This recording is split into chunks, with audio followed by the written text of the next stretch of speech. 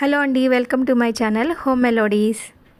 అందరికీ ఇష్టమైన గులాబ్ జామ్ని ఈజీ ప్రాసెస్లో ఏ విధంగా తయారు చేయాలో చూపించబోతున్నాను. ఇన్స్టెంట్ గులాబ్ జామ్ మిక్స్ని అయితే తీసుకుంటున్నానండి. ఇక్కడ గులాబ్ జామ్ పౌడర్ని అయితే ఒక ప్లేట్లోకి అయితే ఇలా తీసేసుకొని దాంట్లో వాటర్తో కానీ లేదంటే పాలతో కానీ మిక్స్ చేసుకోవాలి. 4 వంతుల పిండికి 1 వంతు వాటర్ కానీ పాలు కానీ అవసరమవుతాయండి కలుపుకోవడానికి. బాగా అందులో వాటర్ వేసి కలుపుకొని పక్కన పెట్టుకోవాలి. ఇలాగా ముద్దలాగా అయ్యే వరకు కూడా కలుపుకొని పక్కన పెట్టుకోవాలి. ఈ పిండి అయితే నానబెట్టుకోవాలి. ఒక 10 to 15 మినిట్స్ అయితే నానితే సరిపోతుందండి. తర్వాత దీనిపైన మూత పెట్టుకొని నానబెట్టుకోవాలి. పిండి ముద్దను నానిపోయింది. చిన్న చిన్న బాల్స్ లాగా మనం గులాబ్ జామ్ని అయితే చేసేసుకోవచ్చు. అన్నీ ఈవెన్గా వచ్చేలాగా పెద్దవి కానీ లేదంటే చిన్నవి కానీ, చిన్నవి చేసుకుంటున్నట్లయితే ఒక రౌండ్ గుంట గరిటె కానీ చిన్న గరిటె యూస్ చేసుకోవచ్చు. అన్నీ ఈక్వల్గా వస్తాయి. నేను ఇక్కడ కొంచెం పెద్ద సైజులోనే చేస్తున్నాను.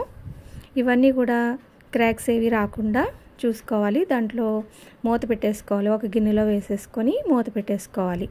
ఇలా బౌల్స్ చేసేటప్పుడే ఏమైనా క్రాక్స్ ఏమైనా వస్తున్నాయి అనుకుంటే, పగుళ్ళు ఏమైనా వస్తున్నాయి అనుకుంటే కొంచెం పాలు కానీ వాటర్ కానీ స్ప్రింకిల్ చేసుకొని మళ్ళీ చేసుకోవచ్చు. ఇప్పుడైతే నేను ఆయిల్లో వేయించేసుకుంటున్నానండి. ఆయిల్ మీడియం హీట్లోనే ఉండాలండి. ఇలాగా అన్ని బాల్స్ వేస్తున్నప్పుడు చూస్తున్నారు కదా, బబుల్స్ అనేవి అలా లైట్గా రావాలి. వేసుకున్న తర్వాత కొన్ని వేసుకొని వేయించుకోవాలి. అవి కొంచెం వేగే వరకు కూడా గరిటె అనేది యూజ్ చేయకూడదు. కొంచెం వేగిన తర్వాత కొంచెం లైట్గా టర్న్ చేయాలి. గులాబ్ జాములన్నీ కూడా లో ఫ్లేమ్లోనే వేయించేసుకోవాలి. చూస్తున్నారు కదా, ఇక్కడ ఎర్రగా రెడ్ కలర్లో వచ్చే వరకు కూడా వేయించుకోవాలి. ఇలా మొత్తం అన్ని వైపులా రెడ్ కలర్లో వచ్చే వరకు కూడా వేయించుకోవాలి. బాగా రెడ్ కలర్లో వచ్చినాయి కదా, ఇలా వస్తే సరిపోతాయి. ఇవన్నీ ఒక ప్లేట్లోకి అయితే తీసేసుకోవాలి. చూస్తున్నారు కదా, ఇవన్నీ కూడా ఒక ప్లేట్లోకి అయితే తీసేసుకున్న తర్వాత మిగిలిన గులాబ్ జామ్స్ కూడా ఈ విధంగానే వేసుకొని కొన్ని వేయించేసుకోవాలి.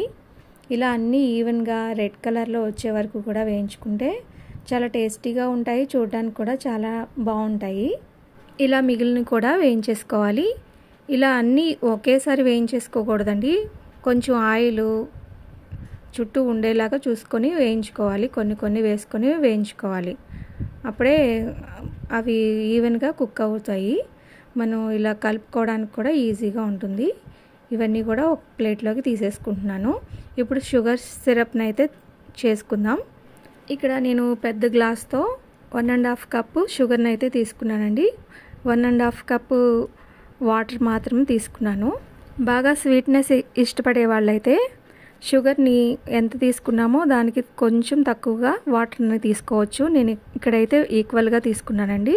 ఈక్వల్గా తీసుకోవడం వల్ల కొంచెం బ్యాలెన్స్డ్గా ఉంటుంది. చాలా బాగుంటుంది. బాగా పీల్చుకుంటాయి కూడా గులాబ్ జామ్స్. కొంచెం తీగ పాకం కనుక వచ్చింది అంటే కనుక అది మనం గులాబ్ జామ్స్ వేసినా కూడా పీల్చుకోవు. లోపల అనేది పచ్చిగా ఉండిపోతుంది. అందుకని ఈక్వల్గా తీసుకోవచ్చు. లేదంటే కొంచెం తక్కువగా వాటర్ తీసుకుంటే సరిపోతుంది. ఇక్కడ చూస్తున్నారు కదా, బాగా మరిగిపోయింది. దాంట్లోనే ఎలాచీ పౌడర్ కూడా వేసుకున్నాను, ఒక స్పూను. ఇప్పుడు వేయించి పక్కన పెట్టుకున్న గులాబ్ జాములు అయితే వేసేసుకోవాలి. అన్నీ కూడా ఒక్కొక్కటిగా వేసేసుకోవచ్చు. ఇవన్నీ వేసుకున్న తర్వాత ఇవి నానడానికి 3 to 4 అవర్స్ అయితే కంప్లీట్గా ఉండాలండి.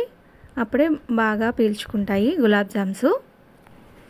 ఇప్పుడైతే గులాబ్ జాములు బాగా నానియండి. సర్వ్ చేసుకుందాము. చాలా టేస్టీగా ఉండే ఈజీ ప్రాసెస్లో అందరికీ ఇష్టపడే గులాబ్ జామ్స్ ఇంట్లోనే చాలా ఈజీ ప్రాసెస్లో అందరూ చేసుకోవచ్చండి.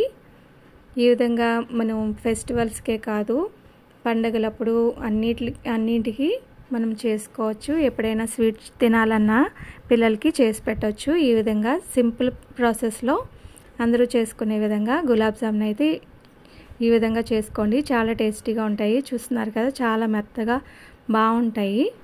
కూల్గా ఇష్టపడే వాళ్ళైతే కనుక ఐస్ క్రీమ్తో సర్వ్ చేసుకుంటే చాలా టేస్టీగా ఉంటాయండి. ఫ్రిడ్జ్లో పెట్టుకొని షుగర్ వేసుకొని కూడా సర్వ్ చేసుకోవచ్చు. చాలా టేస్టీగా ఉంటాయి. యమ్మీ యమ్మీ గులాబ్ జామున్ ఈ విధంగా రెడీ చేయండి. Thank you for watching.